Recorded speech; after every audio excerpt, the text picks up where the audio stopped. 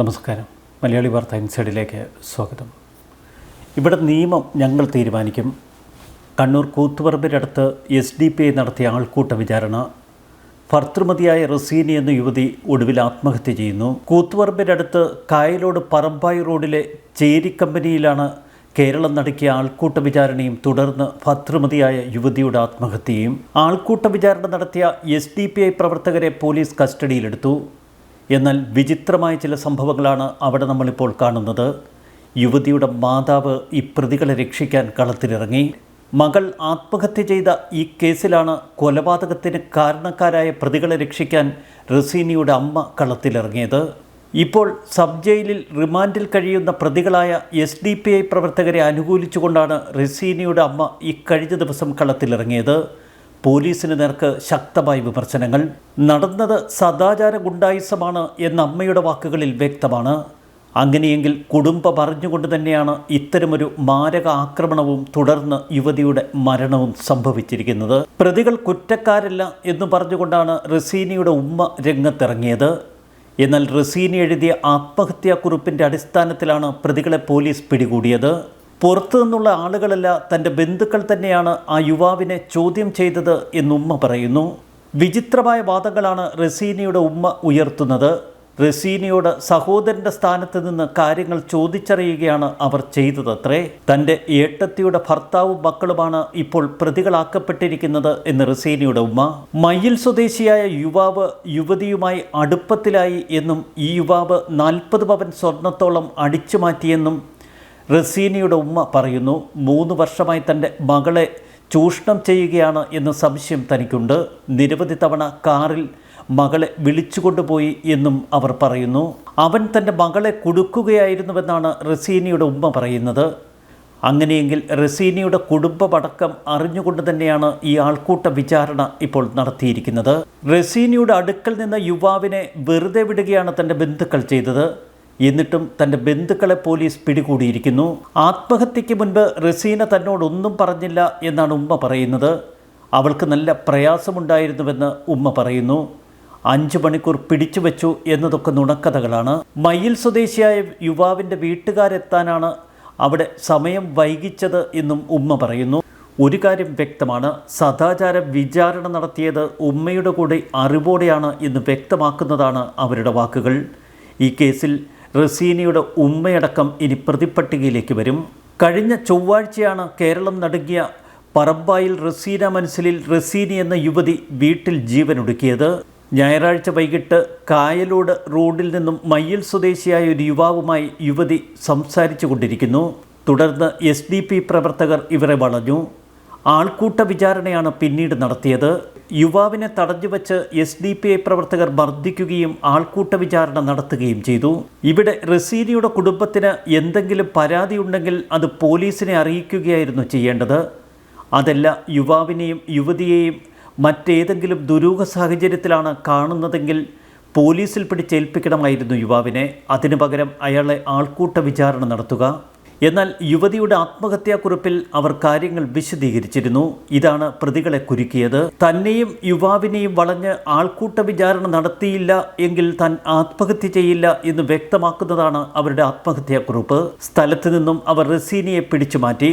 പിന്നീട് റഹീസിനെ പിടിച്ചുകൊണ്ടുപോയി എന്ന് ആത്മഹത്യാക്കുറിപ്പിൽ പറയുന്നു. ആത്മഹത്യാക്കുറിപ്പിൽ റഹീസിനെതിരെ ഒരുവിധ പരാമർശവുമില്ല. മറിച്ച് ഉപദ്രവിച്ചവരുടെ പേരുകൾ കൃത്യമായി അവർ കുറിച്ചിട്ടിരിക്കുന്നു. റഹീസിൻ്റെ മൊബൈൽ ഫോൺ പിടിച്ചെടുത്തു എന്ന് യുവതി തൻ്റെ ആത്മഹത്യാക്കുറിപ്പിൽ പറഞ്ഞിരുന്നു. ഈ ഫോൺ പിന്നീട് പ്രതികളിൽ നിന്നും പോലീസ് കണ്ടെടുത്തു.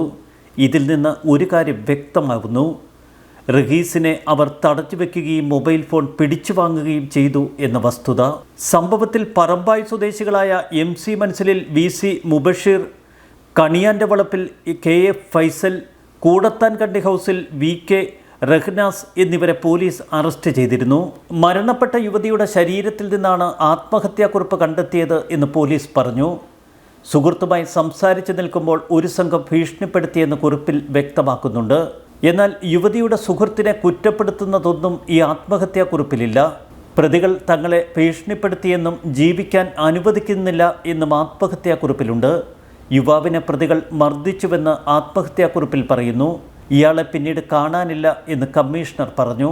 പ്രതികളുടെ കയ്യിൽ നിന്ന് മർദ്ദനമേറ്റയാളുടെ മൊബൈൽ ഫോൺ അടക്കം ലഭിച്ചത് അന്വേഷണത്തിൽ നിർണായകമായി. സംഘം യുവതിയെയും യുവാവിനെയും ആദ്യം വളഞ്ഞു, പിന്നീട് യുവതിയെ വീട്ടിലേക്ക് അയച്ചു. അതിനുശേഷമാണ് മയ്യിൽ സ്വദേശിയായ സുഹൃത്തിനെ കയ്യേറ്റം ചെയ്യുകയും സമീപത്തുള്ള മൈതാനത്തേക്ക് കൂട്ടിക്കൊണ്ടുപോവുകയും ചെയ്തത്. 5 മണിക്കൂറോളം യുവാവിനെ തടഞ്ഞുവെച്ച് അവർ വിചാരണ ചെയ്തു. സംഘം മൊബൈൽ ഫോണും ടാബും പിടിച്ചെടുത്തു. 8:30 പറമ്പായിലെ SDPI ഓഫീസിൽ ഇയാളെ എത്തിച്ചു. റസീനയുടെയും യുവാവിൻ്റെയും ബന്ധുക്കളെ ഓഫീസിലേക്ക് വിളിപ്പിച്ചു വരുത്തി. രാത്രി വൈകി യുവാവിനെ ബന്ധുക്കൾക്കൊപ്പം വിട്ടയക്കുകയായിരുന്നുവെന്നാണ് പ്രതികൾ പറയുന്നത്. യുവാവിൻ്റെ കയ്യിൽ നിന്ന് പിടിച്ചെടുത്ത ടാബും മൊബൈൽ ഫോണും പോലീസ് സംഘം വീണ്ടെടുത്തതോടെ അന്വേഷണത്തിൽ നിർണായക തെളിവുകൾ ലഭിച്ചു. കൂടുതൽ പ്രതികളുണ്ടെന്നും അന്വേഷണം നടക്കുകയാണെന്നും പോലീസ് പറഞ്ഞു. Thalassery judicial first class magistrate കോടതിയിൽ പിന്നീട് പ്രതികളെ ഹാജരാക്കി. മൈതാനത്ത് വെച്ച് യുവാവിനെ ക്രൂരമായി മർദ്ദിച്ചുവെന്നാണ് പോലീസിനും ലഭിച്ചിരിക്കുന്ന വിവരം. ആൾക്കൂട്ട വിചാരണ നടത്താൻ ഇവർക്കൊക്കെ ആരാണ് അനുവാദം നൽകുന്നത്? സ്വന്തം നിയമം അടിച്ചേൽപ്പിക്കുന്ന താലിബാനിസമാണോ കേരളത്തിൽ നടപ്പാക്കാൻ ഇവർ ശ്രമിക്കുന്നത്? റസീന ആത്മഹത്യ ചെയ്ത സംഭവവുമായി ബന്ധപ്പെട്ട് SDPI വലിച്ചിഴയ്ക്കുന്നത് ദുരുദ്ദേശപരമാണ് എന്ന് SDPI വേങ്ങാട് പഞ്ചായത്ത് കമ്മിറ്റി പ്രസ്താവനയിൽ അറിയിച്ചു. ഭർതൃമതിയായ യുവതിയെ മയ്യിൽ സ്വദേശിയുടെ കൂടെ സംശയാസ്പദമായ രീതിയിൽ കുടുംബാംഗങ്ങൾ കാണുന്നു. കുടുംബക്കാരും വീട്ടുകാരും തന്നെ യുവതിയെ ഇവിടെ നിന്ന് വീട്ടിലേക്ക് കൊണ്ടുപോവുകയായിരുന്നുവെന്നാണ് SDPI പറയുന്നത്. മയ്യിൽ സ്വദേശിയുടെയും യുവതിയുടെയും കുടുംബക്കാർ വിഷയത്തിൽ ഇടപെടുകയും പരസ്പരം സംസാരിച്ച് പിരിയുകയുമാണ് ചെയ്തത് എന്ന് SDPI വിശദീകരിക്കുന്നു. പിന്നീട് 2 ദിവസം കഴിഞ്ഞാണ് യുവതി ആത്മഹത്യ ചെയ്യുന്നത്. എന്നാൽ ഒത്തുതീർപ്പ് എന്ന സൂചനകൾ തന്നെ SDPI നൽകുമ്പോൾ അതിനൊക്കെയുള്ള അധികാരം ഇവർക്ക് ആരാണ് നൽകിയത് എന്ന ചോദ്യം പ്രസക്തമാവുകയാണ്. മരണശേഷം SDPI പ്രവർത്തകരെ അറസ്റ്റ് ചെയ്തത് ഭരണകക്ഷി പാർട്ടിയുടെ സമ്മർദ്ദത്തിലാണ് എന്ന് SDPI പറയുന്നു.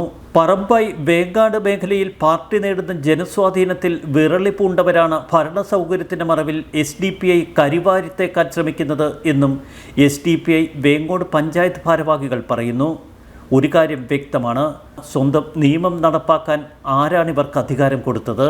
സംഭവത്തിൽ വ്യക്തമായ അന്വേഷണം നടക്കുകയാണ് എന്ന് പോലീസ് പറയുന്നു. CCTV തെളിവുകളടക്കം പരിശോധിക്കും. റസീനയുടെയും യുവാവിൻ്റെയും ബന്ധുക്കളെ ഓഫീസിലേക്ക് വിളിപ്പിച്ചു വരുത്തുമെന്ന് പോലീസ് പറഞ്ഞു. സദാചാര ഗുണ്ടായിസത്തിൻ്റെ പേരിൽ ആൾക്കൂട്ട വിചാരണ നടത്തുക, ഇരയായ യുവതി പിന്നീട് ആത്മഹത്യ ചെയ്യുക, ആത്മഹത്യാക്കുറിപ്പിൽ തനിക്ക് എന്താണ് സംഭവിച്ചത് എന്നവർ വിശദമാക്കിയിരിക്കുന്നു. ഈ കുറിപ്പിൽ തന്നെ ആക്രമിച്ച പ്രതികളെക്കുറിച്ച് കൃത്യമായ സൂചന അവർ നൽകി.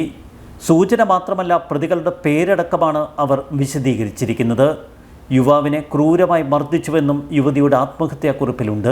എന്നിട്ടും പ്രതികളെ രക്ഷിക്കാൻ ഇറങ്ങിത്തിരിക്കുന്ന റസീനയുടെ ഉമ്മ. ഇവരെയൊക്കെ ആരാണിങ്ങനെ പ്രേരിപ്പിക്കുന്നത്, അല്ലെങ്കിൽ ഭയപ്പെടുത്തി ഇത്തരം നീക്കങ്ങളിലേക്ക് തള്ളിവിടുന്നത്? പരിശോധിക്കേണ്ടിയിരിക്കുന്നു. ന്യൂസ് ഡെസ്ക് മലയാളി വാർത്ത ഇൻസൈറ്റ്.